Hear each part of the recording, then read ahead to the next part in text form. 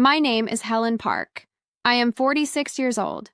I want to tell you how this ends before I tell you how it began, because the ending is the only thing that makes the beginning bearable to describe.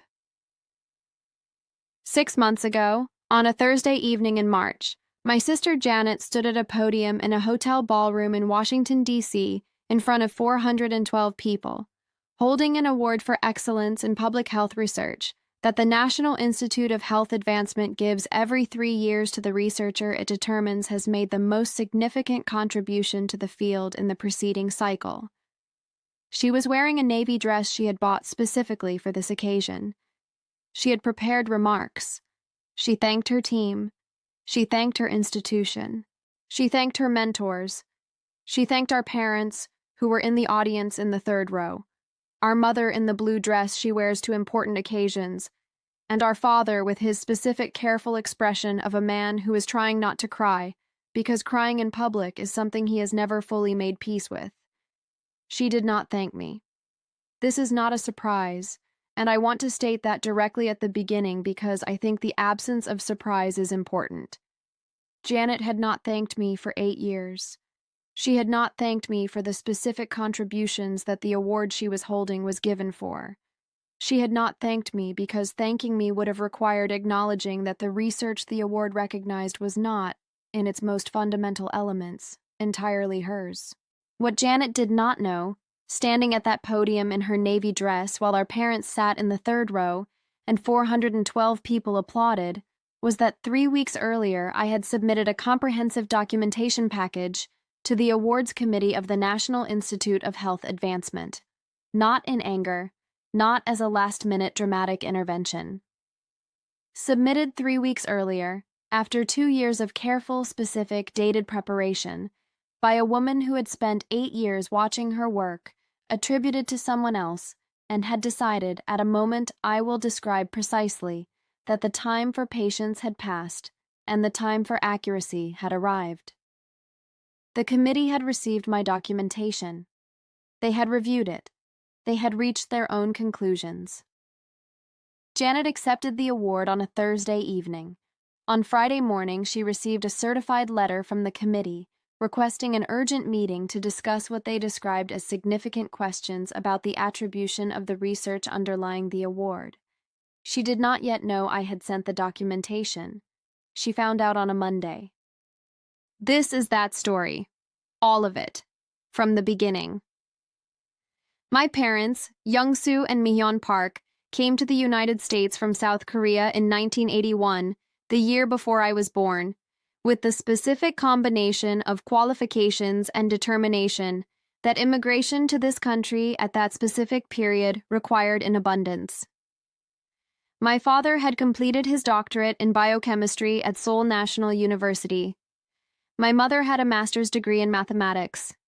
They arrived in Columbus, Ohio, where my father had secured a postdoctoral fellowship at Ohio State, with 2 suitcases and the particular focused clarity of people who understand exactly what they have come for and exactly what it is going to cost to get it.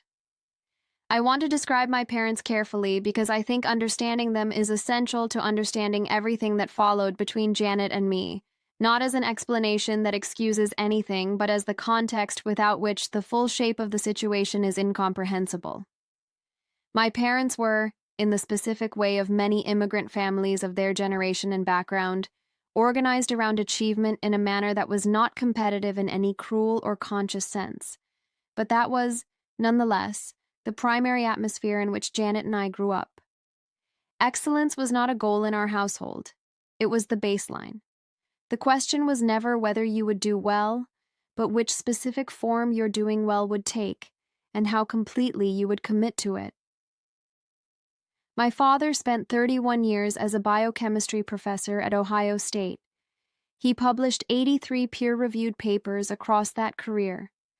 He supervised 42 doctoral students. He won 3 institutional teaching awards and 1 significant research prize. He approached his work with the specific, unhurried intensity of someone who has never experienced their professional life as separate from their personal one, for whom the distinction between working and living dissolved early and permanently. My mother taught mathematics at a high school in Columbus for 24 years, with the same specific intensity, the intensity of someone who believes genuinely and completely that the subject she teaches has the capacity to transform the way her students see the world, if she can transmit it with sufficient clarity and sufficient care. Janet was born 14 months after me. She had my father's sharpness and my mother's patience and a specific quality of social intelligence that I want to describe accurately because I think it matters enormously to what followed.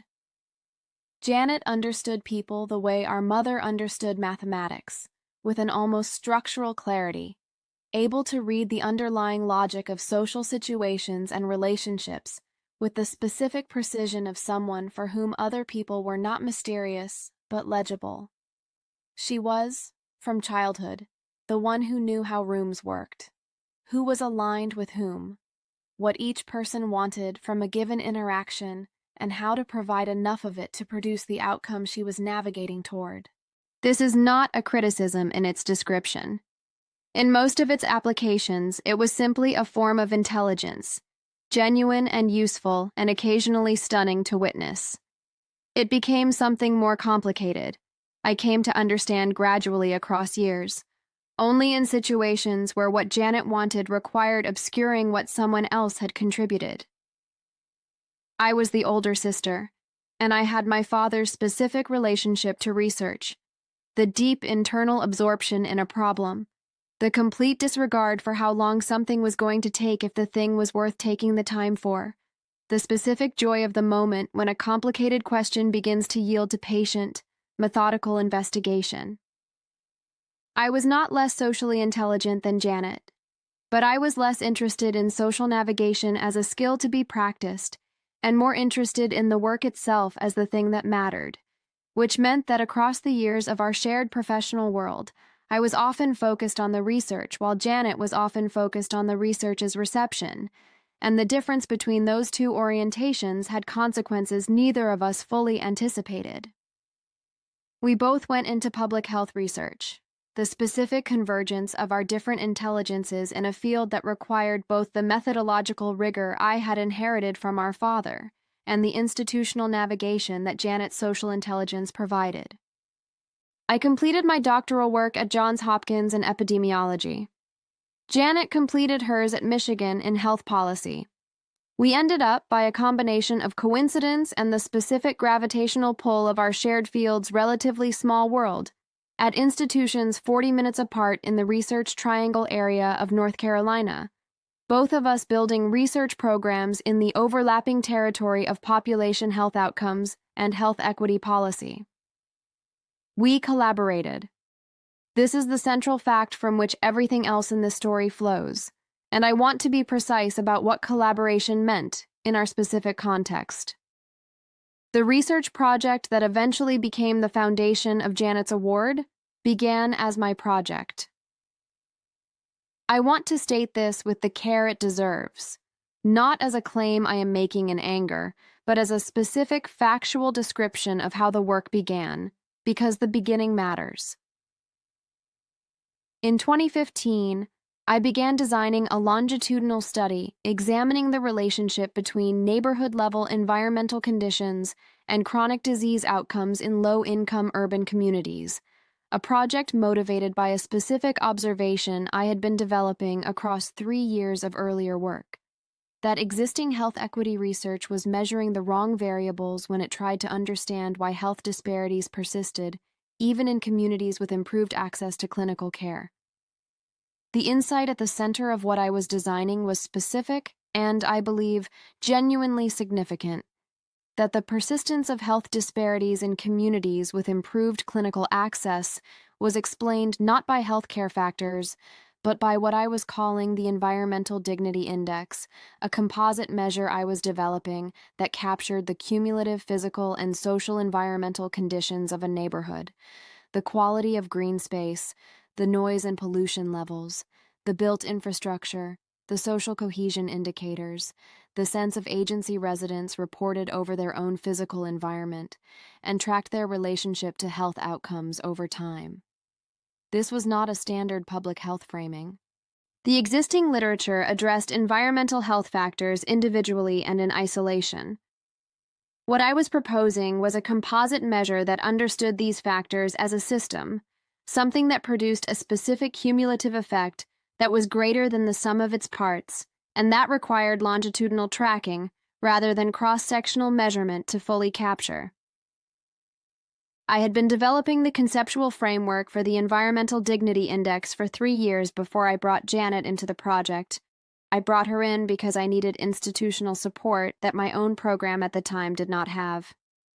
Janet's institution had a stronger funding relationship with the specific federal agencies whose grants I was targeting, and Janet had a relationship with a program officer at the National Institutes of Health who could provide guidance on proposal development that I did not have independent access to. I asked Janet whether she would be willing to join the project as a co-investigator, contributing her institutional resources and her federal agency relationships in exchange for shared credit on the resulting publications. She said yes. She was enthusiastic, genuinely. I want to be honest about this because I do not want to suggest that Janet entered the collaboration with a pre-formed intention to do what eventually happened. I believe she entered it as what she said it was: a genuine partnership, motivated by real interest in the work and real belief in its potential significance. What changed, I believe, was gradual and connected to something specific about how the work was received as it progressed.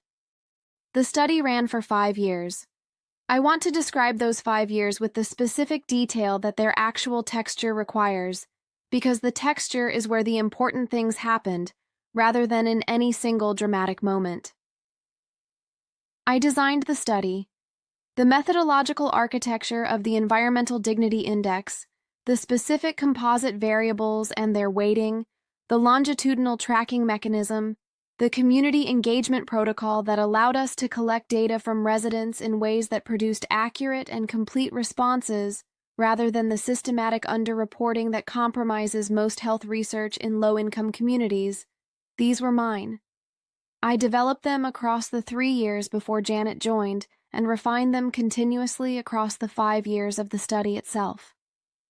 Janet managed the federal relationships and the institutional logistics.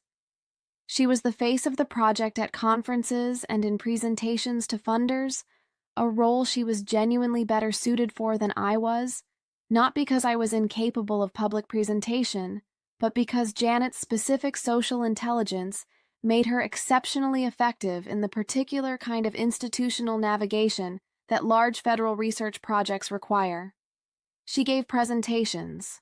She cultivated relationships. She managed the reporting requirements that federal grants impose with the focused efficiency of someone for whom institutional process was native territory. Across the first 2 years of the study, the credit distribution felt to me roughly appropriate. Janet was presenting the work, but in our joint publications she was listed as co-investigator, and the methodological sections clearly attributed the Environmental Dignity Index to the framework I had developed. When people at conferences asked about the index's theoretical foundations, Janet said my name. When grant reports described the study's conceptual innovation, both our names were attached to it. The shift began, I believe, in the 3rd year, when the study's preliminary results began attracting significant attention. A paper we submitted to the American Journal of Public Health in the fall of the 3rd year, presenting our first longitudinal findings on the relationship between environmental dignity scores and chronic disease incidence, was accepted with enthusiastic reviewer comments and was subsequently featured in a brief write-up in Science that described the Environmental Dignity Index as a significant methodological innovation in population health research. The Science mention produced a specific change in the ecology around the work that I want to describe carefully. Invitations began arriving, not for both of us, but at a pace that was not equal. For conference presentations, for interviews, for advisory board positions. Janet's institution's communications office developed a story about the research that centered Janet's leadership in terms I found increasingly imprecise. And Janet did not correct the imprecision in the specific direct way that the situation required. I raised this with her. once in the third year and again in the fourth. Both conversations had the specific texture of conversations between people who are talking around the actual problem, because naming the actual problem directly would require one of them to acknowledge something they have not yet decided they can acknowledge. I said, in the third-year conversation, "Janet, I need us to be more careful about how the index is being described in your institution's communications. The way they're describing it makes it sound like the conceptual framework originated with you, and it didn't." Janet said, "I know. I'll talk to the communications office." She did not talk to the communications office, or she talked to them insufficiently because the imprecision continued and expanded. I said, in the fourth year, "The interview you gave to the Public Health Journal last month described the Environmental Dignity Index as, and I am quoting specifically, the framework I developed over several years of preliminary work." "That's not accurate, Janet. That's the framework I developed. You know that." Janet said, "I know the history, Helen. I think the interview framing was careless. It's not like I'm trying to claim sole credit." I said, "I know you're not trying to. But the cumulative effect of careless framing, across 4 years, is that the public record of this work is becoming inaccurate. And in our field, the public record matters." She said, "I'll be more careful." She was more careful briefly, and then less careful again. And then in the fifth year, when the study concluded and we began preparing the final publications and the attention around the work was at its greatest intensity, something happened that I want to describe with the care it deserves. The final publication from the study was a paper I am going to describe specifically because it is the central document in everything that followed. It was published in the New England Journal of Medicine, one of the 2 or 3 journals in the world whose imprimatur on a public health paper produces the specific transformation of a finding from significant to paradigmatic, the journal that turns good research into the research that reshapes a field. We had submitted the paper jointly, with Janet as first author, given that her institutional affiliation provided the primary federal grant, a convention I had accepted because authorship order in academic research follow specific conventions that I understood and had agreed to when we structured the collaboration. The paper was accepted and published in October of the 5th year of the study.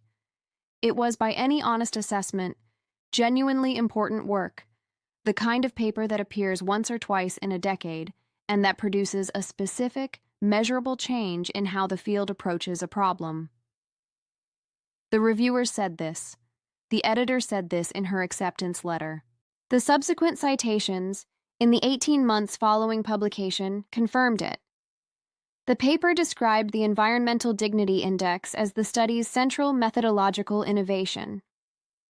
In the description of the index's development, it used language that I had written in the methods section draft, and that had been, across the revision process, gradually altered in ways I had tracked in the document's version history, but had not challenged with sufficient force in real time, altered in ways that were individually small and collectively significant, shifting the description of the framework's origins from language that clearly indicated it had been developed before the collaboration to language that was ambiguous about its origins in ways that allowed a reader to understand Janet as its primary architect. I noticed these changes. I raised them once in an email to Janet during the revision process, flagging 3 specific passages I thought needed correction. Janet responded that she thought the language was fine, and that the attribution was clear from the overall framing of the paper. I pushed back once more. She said she would look at it again. The paper was published with the language as it stood.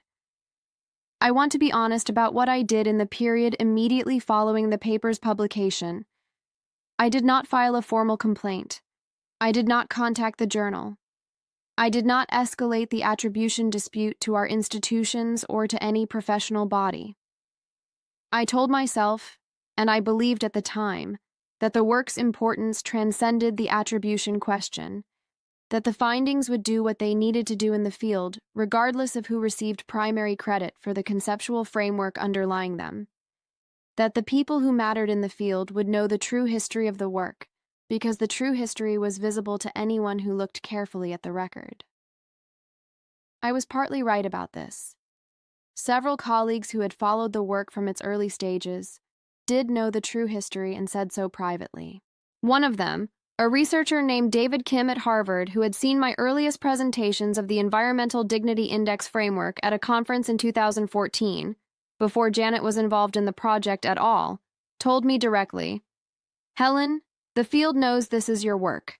You don't need to worry about the record. I held on to that for longer than I should have. The 3 years between the paper's publication and the awards committee submission were the years I want to describe most carefully because they are the years in which I moved from passive grievance to active preparation, and I think the specific texture of that movement matters to understanding who I am and what I actually did." I continued working. My research program after the collaborative study was productive and recognized. 3 additional papers in significant journals, a book chapter, an invited lecture at a conference that put me in a room with the people whose work had shaped mine and allowed me to speak with authority about the specific strand of research I had been building for over a decade. My own institution recognized my contributions. My doctoral students were doing important work. My professional life was, by any external measure, going well. But the attribution question continued to accumulate in the specific way that unaddressed injustices accumulate, not always loudly but persistently, in the background of otherwise functional professional life. Janet continued to be the face of the Environmental Dignity Index in ways that I found increasingly impossible to separate from a conscious strategy rather than simple carelessness. She gave keynote lectures that I was not invited to, and that described the framework in ways that, by this point, had the polished quality of a narrative that had been refined through repetition, rather than one that was still being worked out honestly. The specific moment that shifted something for me occurred in the second year after the paper's publication, at a departmental seminar at my own institution, where a junior faculty member, a new hire who had done her doctoral work after the study's publication, and who therefore knew the work primarily through its public record, rather than its history, asked me, after a talk I had given on my current research, whether I had been involved in the development of the Environmental Dignity Index or whether I had come to it later. She had come to it later. The question was not asked with any unkind intent. She was simply orienting herself to the field's history based on the record that existed. I told her I had developed the framework. She looked at me with a specific expression I want to describe accurately. Not disbelief, but recalibration. The expression of someone updating a fact they had held one way and were now holding differently. I went home that evening and I sat at my desk for a long time. I thought about what it meant that a new generation of researchers was entering the field with a record that attributed my work in ways that were incomplete at best, that the accumulation of 8 years of imprecise framing and strategic ambiguity had produced, finally, a public history that required active correction rather than simple clarification. I made a decision, not in anger, with the specific focused clarity that arrives when you have waited long enough and thought long enough and gathered enough information to understand exactly what needs to happen. I was going to build the documentation. I want to tell you what the documentation process actually looked like, because I think the specificity matters to understanding that what I built was not a case prepared in emotional reactivity, but a careful, comprehensive, dated record of factual history. I had, across the 8 years since the project began, maintained my own records with the specific professional habit of an academic researcher who understands that documentation is the foundation of credibility in her field. These records included my original grant proposal for the Environmental Dignity Index study, dated 2014, which described the framework I had been developing for the preceding 3 years. They included email exchanges with colleagues discussing the framework before Janet joined the project. They included conference presentation materials from 2014, the year before Janet's involvement, where I had presented the conceptual underpinnings of the index to a professional audience. They included the version history of every collaborative document produced across the 5 years of the study, available through the document management system both our institutions used, which preserved every edit and the identity of the person who made it. An archive that allowed me to reconstruct, with precise specificity, exactly which elements of our joint publications had originated with whom, and exactly when and how certain language had changed across the revision process. They included a series of emails between Janet and me across the years of the collaboration, emails that, read in sequence, documented my repeated attempts to correct the attribution record and Janet's specific responses to those attempts. They included statements from 3 colleagues who had direct knowledge of the work's history, including David Kim at Harvard, who had seen my 2014 presentations and who was willing to provide a written account of what he had witnessed at that time. I organized this material across 2 years, not obsessively, with the specific methodical care that I bring to all research, understanding that the credibility of the documentation depended entirely on its accuracy and completeness rather than on its rhetorical force. I want to be honest about what I was feeling during those 2 years, because I think the honesty matters. I was not consumed by anger. I was, at various points, angry, in the specific, focused way that I experience anger, which is less like heat and more like clarity, a sharpening of attention rather than a loss of it.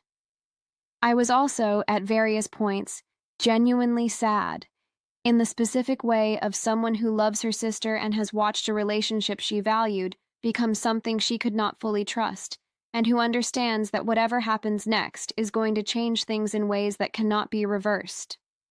I thought about not submitting the documentation many times. I want to be direct about this because I think it is important to the integrity of the telling.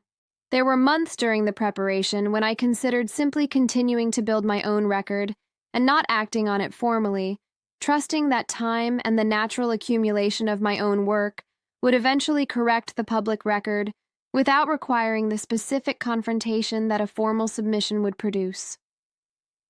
What made me decide to submit ultimately was not the awards nomination, though the awards nomination was the specific occasion I chose. It was something more fundamental. It was the junior faculty member's question, the one she had asked me in the 2nd year after the paper's publication, the question about whether I had developed the framework or come to it later. It was the understanding that the junior faculty member was not going to be the last person to ask that question, that the record I allowed to stand was the record that the next generation of researchers was going to inherit, and that I had a specific responsibility to the accuracy of the historical record of my own field that was separate from and larger than my personal stake in the attribution. I submitted the documentation 3 weeks before the awards ceremony. I want to tell you what I did not do in the 3 weeks between submitting the documentation and the Thursday evening of the awards ceremony, because what I did not do is as important to this story as what I did. I did not tell Janet I had submitted. I did not tell our parents. I did not tell any of our shared colleagues or mutual professional contacts. I attended the awards dinner. I sat at a table near the back of the room, with colleagues from my institution who had been invited as part of the general convening rather than as award nominees or their families. I watched our parents in the 3rd row, our mother in her blue dress and our father with his careful expression of a man managing not to cry. I watched Janet walk to the podium. I watched her give her prepared remarks. She was good at this, the specific polished delivery of someone who had given many important talks across a significant career, and the remarks were genuine in their expression of gratitude and specific in their acknowledgement of the field's broader collaborative nature, all the right notes struck with the specific precision of someone who has prepared carefully and is delivering well. She did not thank me. I sat at my table and I watched, and I felt something I want to describe precisely. Not satisfaction, not in any simple sense. Something more complicated. The specific feeling of someone who has done something they believe to be right and is now inside the specific uncertain territory of waiting to see what right produces when it meets the world. I thought about Janet. I thought about the specific intelligence she had, the intelligence that had served both of us well across so many years of collaboration and shared professional life, and that had also, across 8 years of imprecise attribution and strategic ambiguity, accumulated into the situation we were now inside. I thought about our parents in the third row, who did not know what I had submitted and would not know until Janet told them, which she would, and who were, in this moment, simply proud in the uncomplicated way that parents who have given everything to produce excellent children are proud when one of those children stands at a podium and receives acknowledgement. I thought about the work itself. The Environmental Dignity Index, the 5 years of data collection and analysis, the communities that had participated in the study, and whose lives and health outcomes were the actual substance of what the award was recognizing. I thought about what I had believed when I started this research, the specific intellectual conviction that had driven 3 years of solitary framework development before any collaboration existed. And I thought about what it meant that the work was now doing what I had hoped it would do in the field, regardless of who stood at the podium. The applause in the room was genuine and full. I clapped also. Janet called me on Monday morning, 4 days after the ceremony. Not to tell me she had received the committee's letter, though she had, to ask me something specific. She said, "Helen, did you submit something to the awards committee?" I said, "Yes." She was quiet for a moment, the specific quiet of someone absorbing confirmation of something they had suspected but had hoped not to confirm. She said, "What did you submit?" I said, "The complete documentation of the research history, the original grant proposal from 2014, the conference materials from before you joined the project, the version history of the collaborative documents, the email exchanges, written statements from David Kim and 2 other colleagues who had direct knowledge of the work's history before and during the collaboration." She said, "Helen." I said, "Yes." She said, "Why now? After 8 years, why the award?" I said, "Because a junior faculty member at my institution asked me last year whether I had developed the Environmental Dignity Index, or come to it later. She had done her doctoral work after the publication. She knew the framework through the record, and the record as it stood did not answer her question accurately. And I understood that she was not going to be the last person to ask that question, and that the field deserves an accurate history of its own methods." She was quiet again. She said, "Is this about the award itself? Do you want me to return it?" I said, "That is not my decision to make. The committee will make whatever determination they determine is appropriate. I submitted the documentation because the documentation is true, and because I believe accurate attribution in our field matters. What the committee does with it is their process, not mine." She said, "What do you want from me, Helen? Directly. What do you want?" I said, "I want you to understand, finally and completely, what the 8 years of imprecise attribution actually cost. Not the award, not the public credit, what it cost between us. I want you to understand that every time I raised the attribution, and you said you would be more careful and then were not, something in what I believed about you became a little more uncertain, and I want you to know that the documentation I submitted was not something I built because I was angry. It was something I built because I was determined to be accurate, and accuracy is the thing I have organized my entire professional life around. And I was not willing to allow the history of my own work to be inaccurate simply because the accurate version was going to be uncomfortable." She said nothing for a long moment. Then she said, in a voice that had the specific quality of words that have been sitting inside a person for a long time, waiting for the occasion that required them to be said, I know what I did. I knew it while I was doing it, in the specific way you know something is wrong while you're doing it, and keep finding reasons why it's not as wrong as it is." She said, "The institutional momentum, the way the framing developed." I told myself that the work was collaborative and therefore the credit was collaborative, and that the question of whose specific ideas came first was less important than what we had built together. I told myself that enough times that I almost believed it. I said, "But you didn't believe it." She said, "No, I didn't." This was the first entirely honest thing Janet had said to me about the attribution in 8 years, and I want to be honest about what it produced in me, which was not satisfaction, not vindication, but a specific grief, the grief of finally receiving the acknowledgement you needed 8 years ago, and understanding that receiving it now cannot give back the 8 years in which it was withheld. I want to tell you what happened with the committee because I think you deserve to know the full factual resolution. The committee reviewed my documentation over the following 6 weeks. They spoke with David Kim. They reviewed the version histories I had submitted. They spoke with Janet.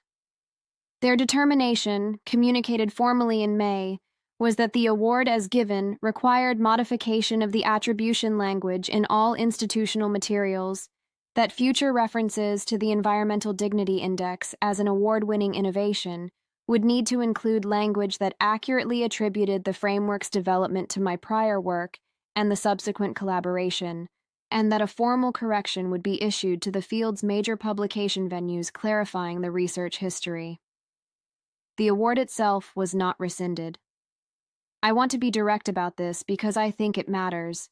I had not asked for it to be rescinded, and the committee determined that the collaborative study had been a genuine collaboration, and that Janet's contributions to its institutional development and execution were real and significant. What the committee corrected was the attribution of the specific innovation at the studies center. Janet called me when the committee's determination was issued. The call was brief and had the specific quality of a call between two people who have been through something significant together and are still in the immediate aftermath of it, where the full shape of what comes next is not yet visible. She said, "The correction has been issued." I said, "I know." She said, "I want to talk to you, Helen, not about the committee, about us, about what comes next." I said, "I want that too." We met for dinner 2 weeks later at a restaurant in Chapel Hill. Equidistant from both our institutions, a specific choice that communicated something without either of us saying it directly. That we were meeting on neutral ground, as sisters who needed to find their way to something honest, not as colleagues managing a professional dispute that had been resolved. The dinner lasted 3 hours. I am not going to tell you everything we said because some of what we said belongs to us rather than to this story. What I will tell you is that Janet did something across those 3 hours that I had not known until that evening she was capable of, which was to speak about her own motivations with the specific, honest self-examination that requires more courage than most public acknowledgments do. She talked about our parents. She talked about growing up in the specific atmosphere of our household, where excellence was the baseline, and about what it felt like to be the sibling whose intelligence expressed itself socially and institutionally, rather than in the specific forms that our field most visibly rewards: the methodological innovation, the conceptual breakthrough, the precisely cited foundational paper.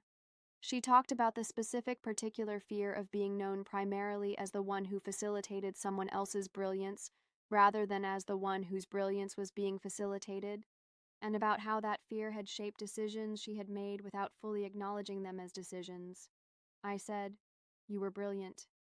The study would not have succeeded without what you brought to it.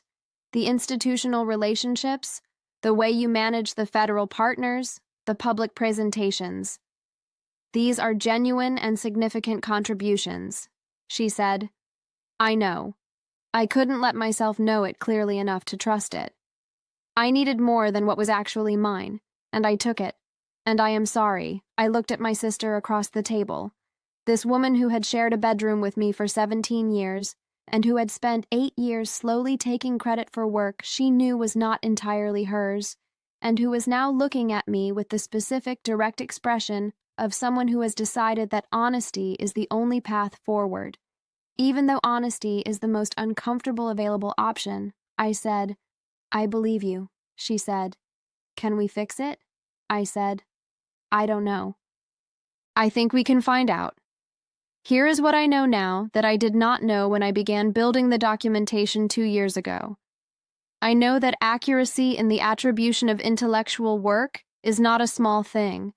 I know this not only because I am an academic whose professional identity is organized around the production and honest attribution of knowledge, but because I have spent a career in public health understanding that the accuracy of the record determines what gets built on top of it, what questions get asked next, what methods get adopted and taught and refined by the generation of researchers who inherit the work.